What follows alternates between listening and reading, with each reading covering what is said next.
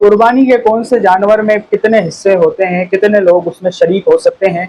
तो याद रखिए, कुर्बानी का जानवर अगर बड़ा जानवर है, यानी गाय है, बैल है या फिर ऊंट है, तो उसमें 7 अफराद ज़्यादा से ज़्यादा शरीक हो सकते हैं।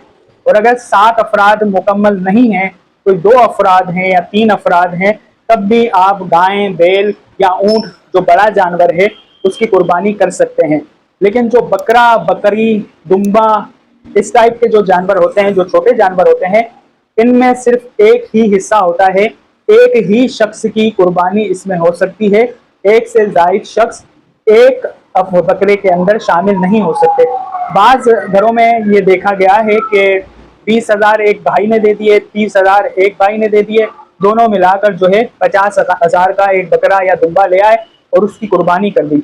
तो उसकी कुर्बानी आपने मुतय्यन ही नहीं की कि ये कुर्बानी है किसकी तरफ से, बड़े भाई की तरफ से है या छोटे भाई की तरफ से है। जिसकी तरफ से कुर्बानी की जा रही है उसके हिस्से को मुतय्यन करना, उसकी नीयत करना ये ज़रूरी है। इसी तरह अगर गाय में 3-4 हिस्से भी होते हैं तो उसमें भी कुर्बानी हो जाती है।